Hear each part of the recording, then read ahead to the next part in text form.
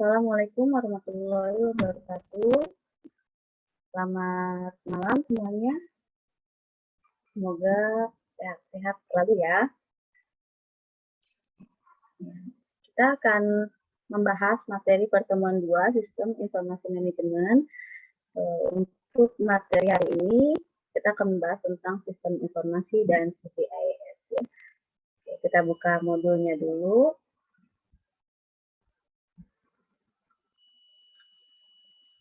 Ya, sudah tampak ya di layar laptop kalian, layar modul yang akan kita pelajari.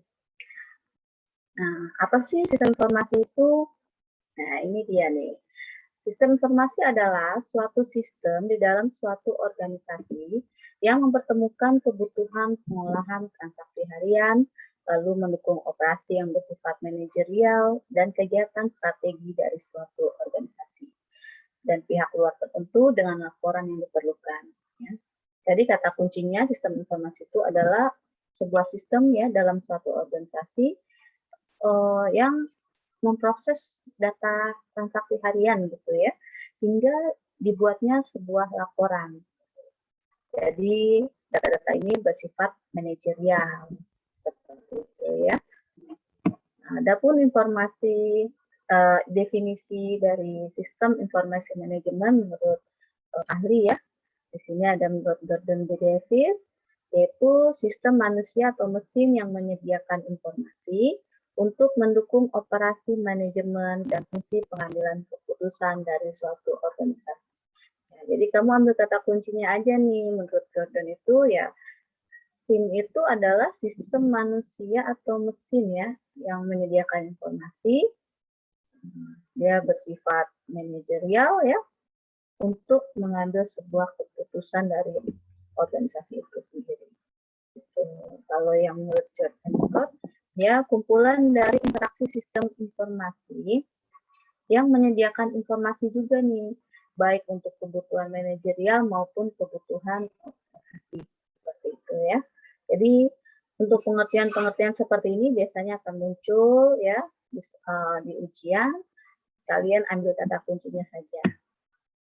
Lalu kita bahas selanjutnya ada komponen sistem informasi. Komponen sistem informasi ini ada beberapa ya, ada 6 di sini, ada database, software, hardware, jaringan komputer, personil, dan prosedur. Untuk database, kemarin kita sudah bahas misalnya sistem informasi rumah sakit ya. Itu database-nya berarti ya data-data terkait rumah sakit ya, misalnya ada data tenaga medis yaitu data dokter, perawat seperti itu ya. Ada data pasiennya, ada data obatnya, data rekam medis seperti itu disimpan dalam sebuah database rumah sakit. Ada juga softwarenya yaitu aplikasi pendukung ya. Dan juga ada hardwarenya, ada perangkat kerasnya seperti komputer ya, dan lain-lainnya. Dan juga ada jaringan komputer ya, personil, prosedur, dan juga prosedur. Personil ini adalah orang-orang yang terlibat ya, dan prosedur itu ya cara-cara atau langkah-langkah dalam membuat sebuah sistem informasi. Lalu ada toolbox sistem informasi, di sini ada 6 juga, ada input, output, model, teknologi, database, dan kontrol. Untuk pembahasannya saya berikan di slide yang saya buat ya, ada di slide tambahan. Untuk slide tambahan bisa kalian download di MyElmusa ya. Nah, ini slide yang saya buat, tambahan dari modul kita. Sudah tampak belum? Sudah ya. Nah, ini untuk toolbox sistem informasi ada input, yaitu data yang dimasukkan ke dalam sistem informasi ya, yang akan kita proses. Lalu ada output, yaitu hasil dari inputan tadi yang telah diproses ya. Output ini biasanya berupa informasi ya yang diinginkan oleh pemakai sistem seperti itu. Ada juga model. Model ini terdiri dari kombinasi antara prosedur, logika, serta model matematik yang berfungsi memanipulasi dan mengolah data input atau data yang tersimpan tadi. Gitu ya. Jadi dari data yang kita input akan memberikan sebuah model ya. Selain itu ada teknologi ini digunakan untuk menerima input, menjalankan model, menyimpan sekaligus mengakses data, hingga menghasilkan keluaran. Hingga membantu pengendalian dari seluruh sistem. Nah, ini teknologi yang canggih ini adalah modal utama sebuah sistem ya. Jadi makin canggih teknologinya, makin bagus sistemnya. Seperti itu. Ada database atau basis data ya. Ini adalah kumpulan data yang saling berkaitan yang disimpan di dalam suatu sistem. Data yang terintegrasi ya database itu. Lalu ada yang terakhir ada kontrol. Nah, kontrol pengendalian dilakukan untuk memelihara sistem itu ya. Dan mengamankannya jika terjadi gangguan. Gangguannya bisa berupa ya bencana, ya bisa human error ataupun hacker seperti itu. Oke, ini adalah toolbox sistem informasi ya. Kita lanjut ke modul kita.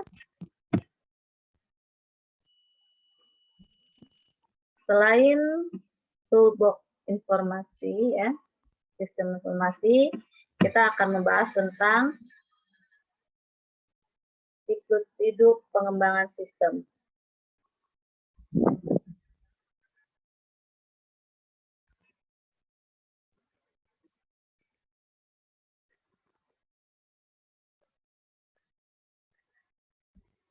Nah, di sini siklus hidup pengembangan sistem atau kita biasa sebut DLC ya, adalah proses evolusioner yang diikuti dalam menerapkan sistem informasi berbasis komputer. Jadi di sini ada kata proses evolusioner, yaitu proses yang proses yang berurutan seperti itu ya. Nah, di sini ada subsistem informasi berbasis komputer. Nanti kita akan bahas tentang subsistem tersebut. Untuk tahapan siklus hidup pengembangan sistem itu ada perencanaan, analisa, perancangan, penerapan, hingga penggunaan. Untuk memudahkan kalian mengingat, kalian ingat aja tadi ya.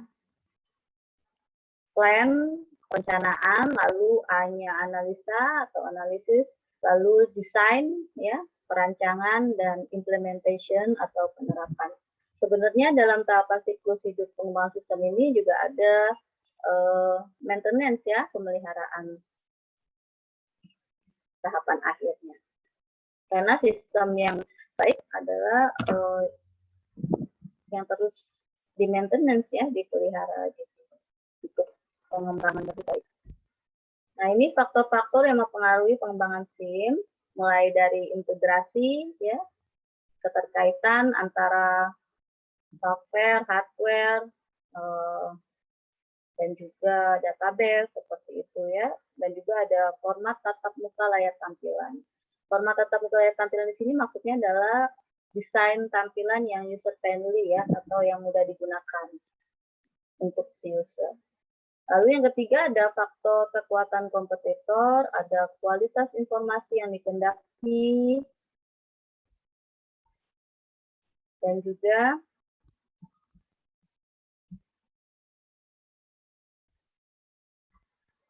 ada kebutuhan sistem, pengolahan data, hingga masalah hukum ya. Ini faktor yang mempengaruhi pengembangan SIM. Lalu kita bahas tentang end user computing. End user computing ini adalah suatu lingkungan yang memungkinkan user secara langsung dapat menyelesaikan sendiri ya. Jadi dia bisa menyelesaikan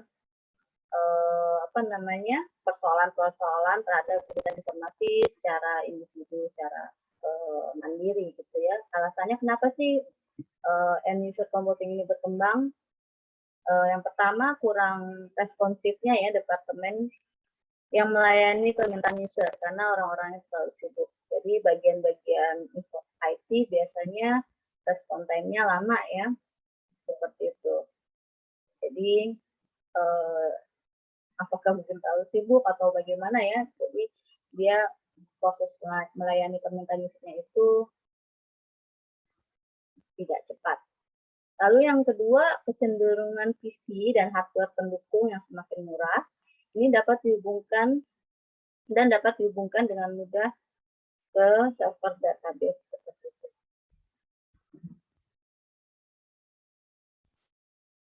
Untuk spesialisasi informasi, kita ada beberapa ya. Nah, spesialisasi informasi ini adalah orang yang bertanggung jawab penuh gitu untuk mengembangkan dan memelihara sistem berbasis komputer. Dari mulai analisis sistemnya hingga penerapannya ya. Untuk penjelasannya ada di slide saya. Kita lihat untuk slide yang tambahan itu ya.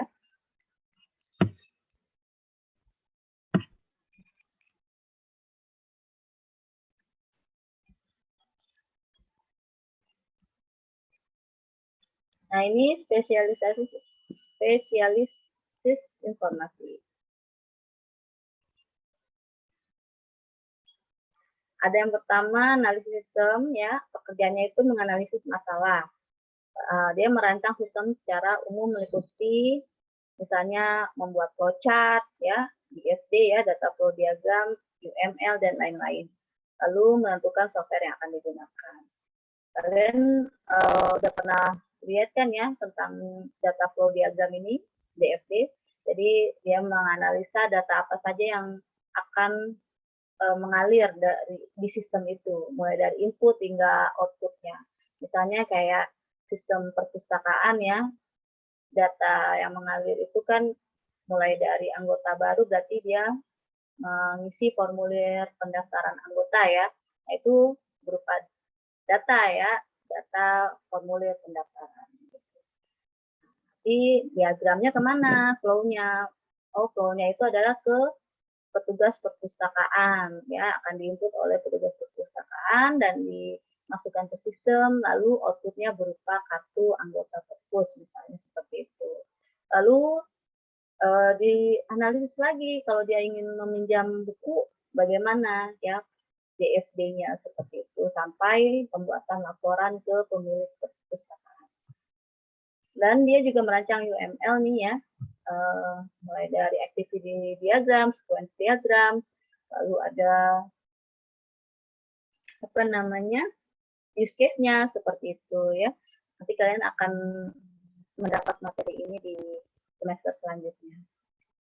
Lalu ada pengelola database. Di sini dia bekerja sama dengan pemakai si user ya. Jadi dia bekerja sama langsung dengan pemakai dan analisis sistem untuk membuat database yang berisi data yang diperlukan untuk menghasilkan informasi bagi pemakai. Jadi mereka berembuk tuh antara pengelola database dengan analisis dan si user ya. Data apa saja sih yang diperlukan gitu ya. Nah, ini kerjaan pengelola database nih. Dia akan merancang database-nya, menyusun database data-data yang terkait sistem informasi tersebut. Lalu ada spesialis jaringan, di sini bekerja sama dengan analisis sistem dan pemakai. Ya. Jadi dia bekerja sama juga langsung ke user. Gitu. Untuk apa sih dia? Dia membentuk jaringan komunikasi data yang menyatukan berbagai sumber daya komputer yang tersebar. Jadi dia menganalisa, mengatur jaringan ya di organisasi tersebut gitu ya, baik LAN maupun internet seperti itu. Nah, spesialis jaringan ini menggabungkan keahlian bidang komputer dan telekomunikasi. Lalu ada berikutnya ada programmer, dia ini menggunakan dokumentasi yang disiapkan oleh analis sistem untuk membuat kode instruksi atau coding ya. Jadi ini kalau udah dianalisis oleh analis tadi ya, akan diserahkan ke programmer untuk dibuat coding programnya gitu. Tujuannya ya agar mengubah data menjadi informasi yang diperlukan pemakai. Nah, programmer ini tidak secara langsung dengan user ya. Dia berkonsultasi ini dengan si analisa tadi. Analisa sistem itu ya. ibaratnya kalau kalian membangun rumah nih, programmer ini adalah ya pembuat rumahnya gitu ya, yang mendesain adalah analisis tadi, analisis gitu ya. Nah, lalu ada operator di sini. Operator ini memantau layar komputer, lalu mengganti ukuran-ukuran kertas di printer, mengolah perpustakaan tape dan di storage ya, serta melakukan tugas-tugas serupa lainnya seperti itu.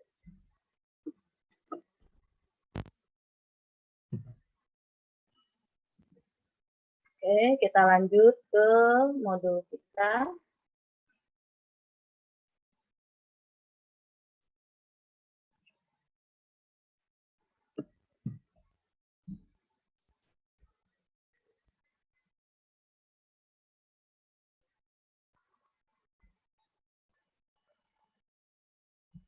Kita buka modul kita lagi di sini.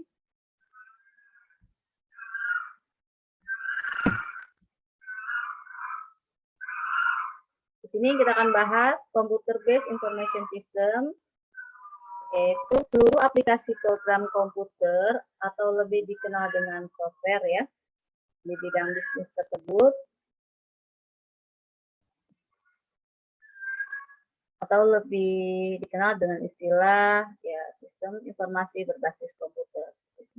Jadi CBIS itu ya ada hardware, software, people ya, lalu communication seperti itu, prosedur seperti yang tadi ya, komponen dari sistem informasi. Nah, ini justifikasi CBIS ya. Untuk analisis sistem dan spesialis jaringan serta pengelola database ini saling berinteraksi lah ya, secara langsung dengan si pemakai. Nah, nanti dari hasil analisis sistem tersebut akan diserahkan ke programmer untuk dibuat coding. Hingga akhirnya jadilah sebuah sistem informasi ya yang akan digunakan oleh si pemakai.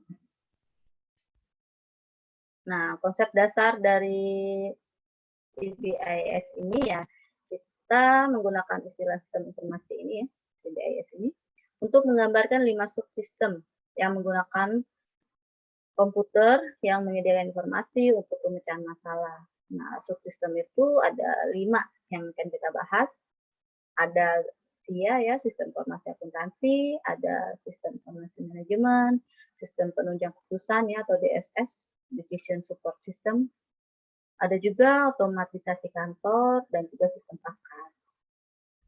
Untuk penjelasannya kita lihat slide. Ya, slide.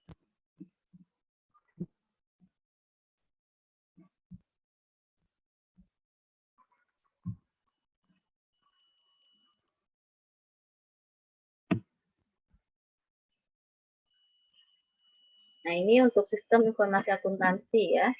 Sistem informasi akuntansi ini adalah software yang melaksanakan aplikasi akuntansi sebuah perusahaan. Nah, ini biasanya aplikasi ini ditandai dengan adanya volume pengolahan data yang tinggi gitu. Yang mana pengolahan datanya biasanya terdiri dari 4 tugas utama ya. Misalnya ada pengumpulan data, manipulasi data, penyimpanan data, hingga penyiapan dokumen. Gitu. Jadi dia untuk kata kuncinya adalah aplikasi akuntansi ya dari perusahaan itu. Lalu ada sistem informasi manajemen, yaitu sistem informasi pengembangan dan penggunaan sistem-sistem informasi yang handal dan efektif dalam suatu organisasi. Nah, selain itu juga merupakan sebuah sistem berbasis komputer yang menyediakan informasi bagi beberapa pengguna yang mempunyai kebutuhan yang sama. Untuk SPK ya, sistem pendukung keputusan atau DSS, Decision Support System ini adalah bagian dari sistem informasi berbasis komputer yang termasuk sistem berbasis pengetahuan yang digunakan dalam mendukung pengambilan keputusan dalam sebuah perusahaan atau organisasi. Jadi biasanya nih SPK atau DSS ini menggunakan sebuah aplikasi ya, seperti kayak Fuzzy,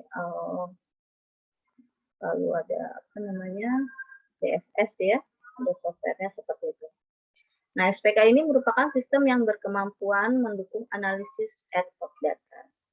Lalu pemodelan keputusan, orientasi keputusan, dan orientasi perencanaan masa depan yang dipergunakan di saat itu.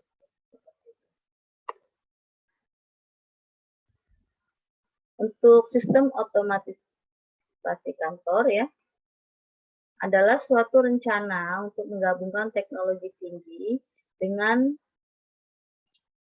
melalui perbaikan proses pelaksanaan pekerjaan agar bisa meningkatkan produktivitas pekerjaan.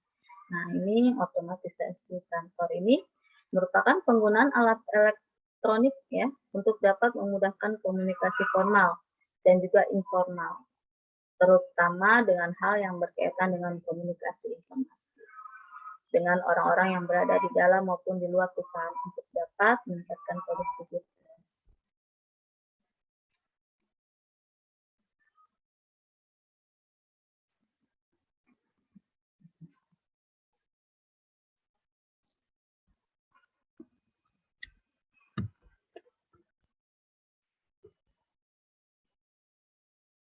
Yang terakhir ada sistem pakar, expert system ya. Adalah suatu aplikasi atau program komputer yang mengandung pengetahuan dari satu atau lebih seorang pakar tentang suatu bidang yang spesifik. Seperti itu. Nah, bentuk umum dari expert system ini adalah program yang berdasarkan suatu aturan atau rule ya, yang menganalisis informasi yang biasanya diberikan dari pengguna sistem. Sistem ini menggunakan kapabilitas penalaran untuk bisa mendapatkan suatu kesimpulan. Jadi sistem pakar ini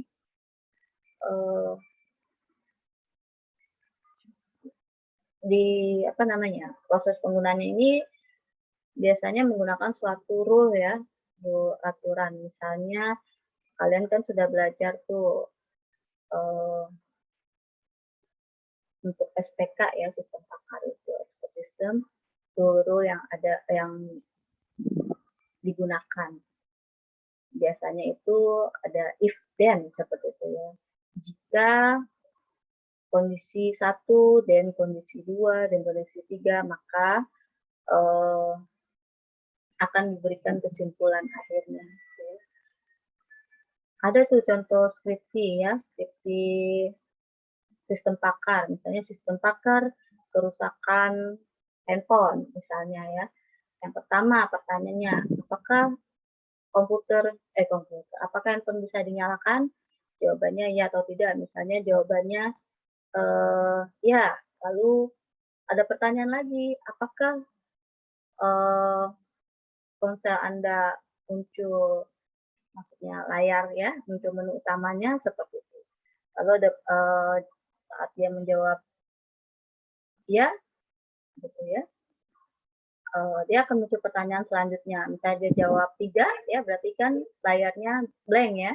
Nah itu akan diberikan kesimpulan, misalnya apakah IC handphonenya ya, IC layarnya itu yang rusak seperti itu. Ya itulah contoh kecil dari sistem pakar ya. Jadi dia menggunakan set rule ya. Jadi ada kondisi 1, kondisi 2, kondisi 3 hingga ditemukan kondisi terakhir dan diberikan kesimpulan. Seperti itu.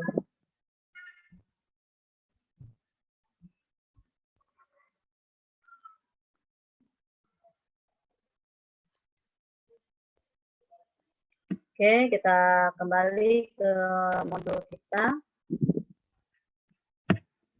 Oh ya, sebelumnya saya mau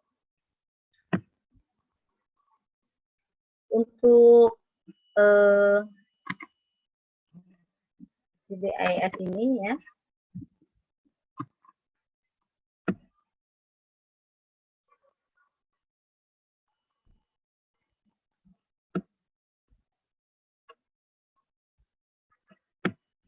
Ada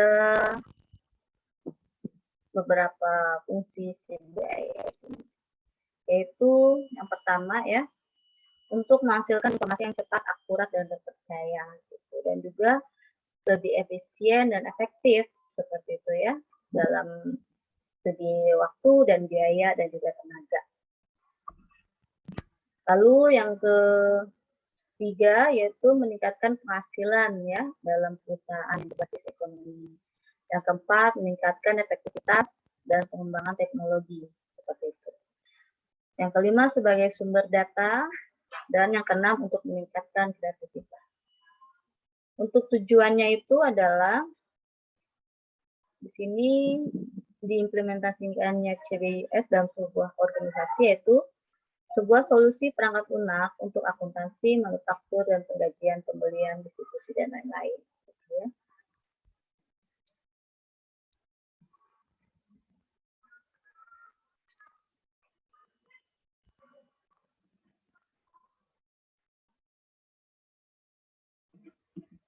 Nah, ini tadi kita sudah bahas sistemnya.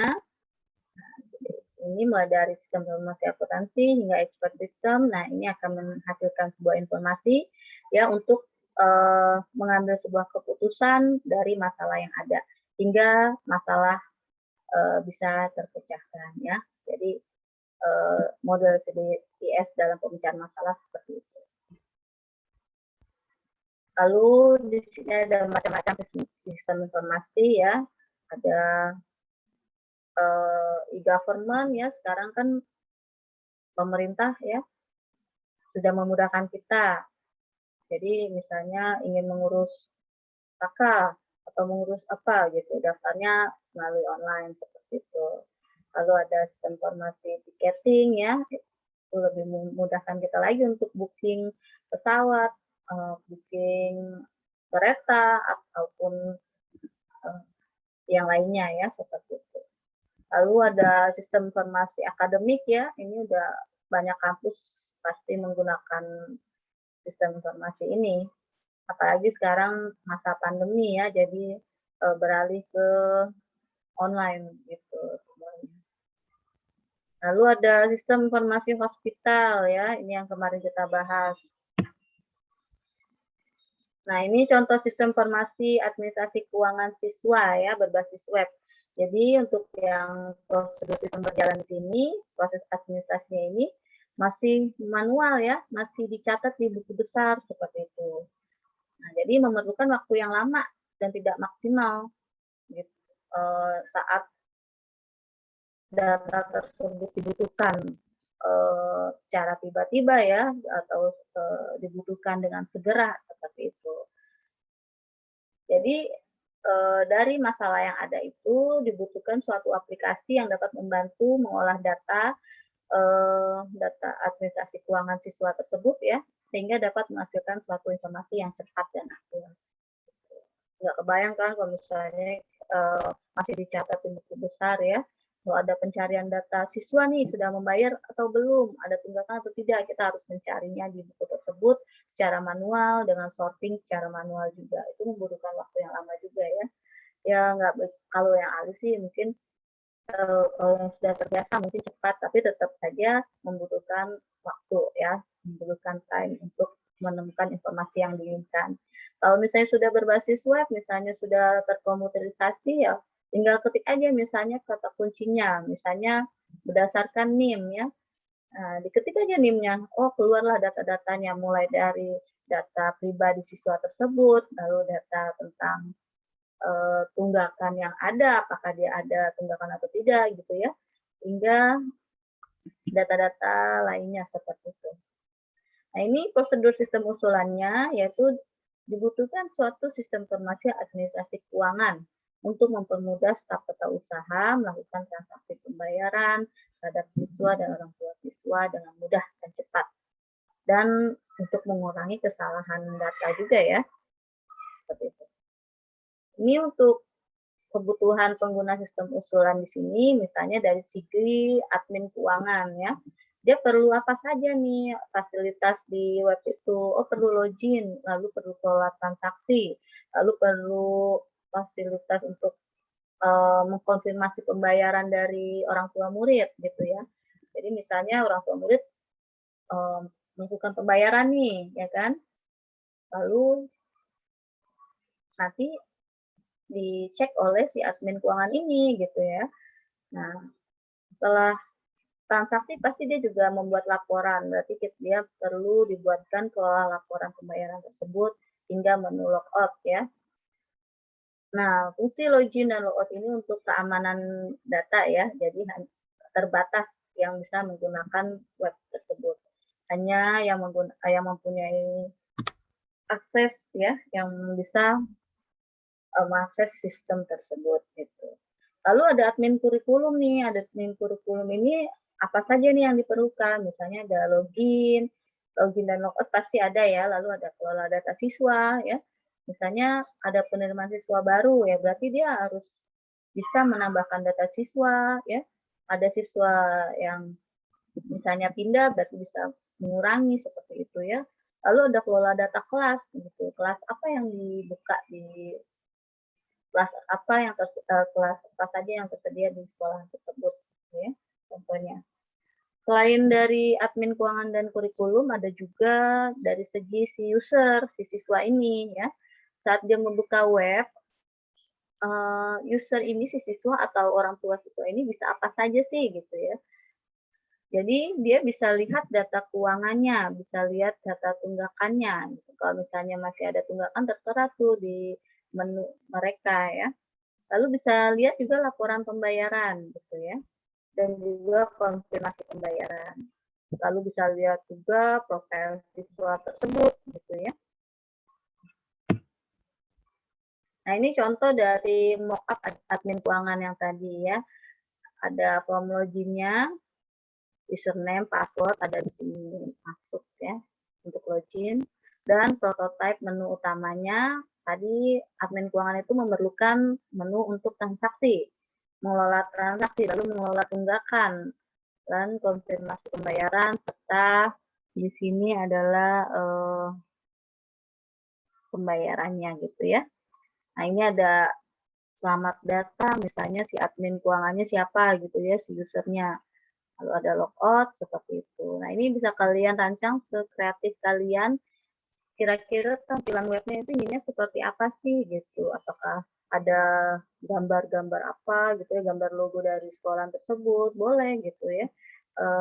Atau lebih ingin simple tampilan webnya, nggak apa-apa. Yang penting kalian bisa menganalisa menu-menu yang tersedia dari si user ini ya, yang menggunakan web ini gitu. Dari segi admin keuangan ini itu prototipe menu utamanya. Lalu dari prototipe menu pembayaran seperti ini ya, kelihatan nggak? Saya gedein dulu ya. Nah, di sini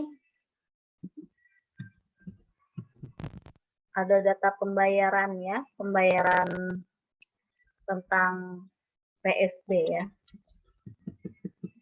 siswa baru misalnya, pendaftaran pembayaran mahasiswa baru, lalu di sini ada pembayaran ya, form pembayaran siswa.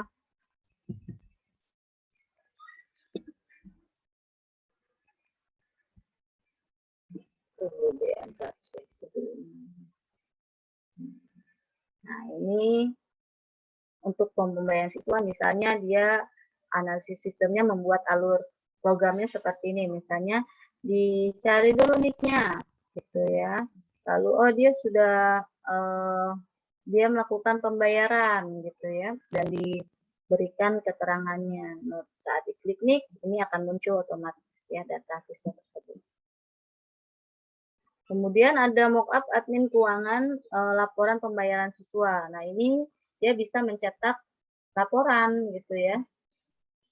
Bisa fungsi cetak. Lalu ada bisa memasukkan periode, misalnya berdasarkan periode ya, tidak semua laporan ditampilkan tapi bisa berdasarkan periode. Ada navigasi ya, previous next-nya seperti itu.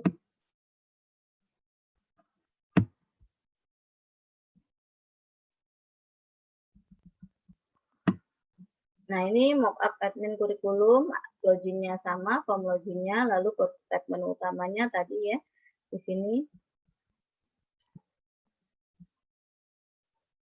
Ada setting, pengaturan, ya, seperti itu. Ini untuk data siswa ditambahkan, misalnya menambahkan data siswa baru, lalu nanti kalau sudah ditambah ya, di sini akan muncul data kelasnya juga, bisa diedit, bisa dihapus, bisa ditambah data seperti itu ya. Untuk data siswa juga harusnya bisa dibuat mockup seperti ini. Bisa diedit, hapus, karena ini data master ya, seperti itu.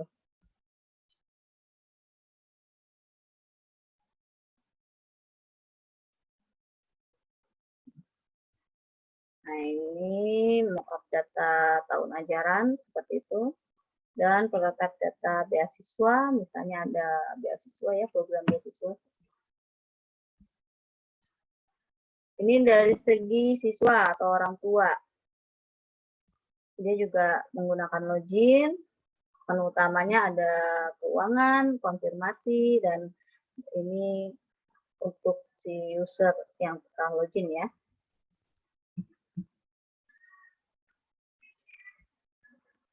Nah, ini untuk prototipe tunggakan, dia bisa melihat data-data tunggakan ya, baik SPP, ataupun PSP ya, ataupun biaya-biaya lain-lainnya.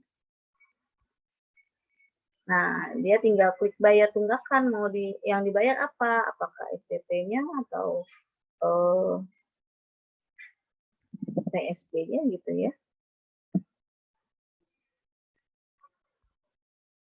Nah, ini konfirmasinya, misalnya dia telah melakukan transfer pembayaran ya. Berarti dia masukkan tuh dari bank apa, rekeningnya apa, atas nama siapa, jumlah bayarnya berapa, tanggal transfer gitu ya. Lalu lampirkan bukti bayarnya gitu ya. Dan ada catatannya. Nah, ini konfirmasinya seperti itu. Kalian juga kalau misalnya beli di Tokped ya, itu misalnya transfer melalui bank kan kadang suka ini ya, diminta konfirmasi kan, gitu. Sama kayak seperti itu. Nah, kalian rancanglah tuh mock-up-nya, tampilan dari web itu seperti apa yang kalian inginkan gitu ya, menu-menu apa saja yang kira-kira dibutuhkan untuk user tersebut. Nah, ini mock-up user siswa tentang profilnya ya. Jadi saat diklik profil dia ada nick-nya, nama lengkapnya, tanggal lahir, alamat, seperti itu. Ada fotonya dia juga, dan bisa melakukan ubah password misalnya. Nah, ini untuk tugas ya. Kalian buat sistem informasi ya di bidang iptek yang bermanfaat bagi masyarakat, instansi pemerintah atau dunia usaha ya. Nah, buat mockup seperti tadi tuh dalam bentuk prototype ya. Boleh berbasis website atau Android ya, atau boleh di sini jelaskan fungsi dari rancangan aplikasi tersebut. Nah, ini akan dikumpulkan pada pertemuan 4. Kalian bisa browsing ya, merancang mockup dengan aplikasi gitu ya. Bisa menggunakan Photoshop, ada juga Illustrator, atau kalian bisa browsing ya di YouTube seperti itu ya. Oke, sampai sini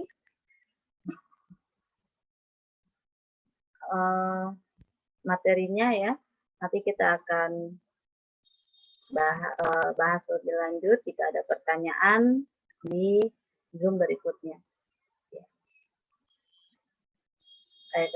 Saya ucapkan terima kasih. Assalamualaikum warahmatullahi wabarakatuh.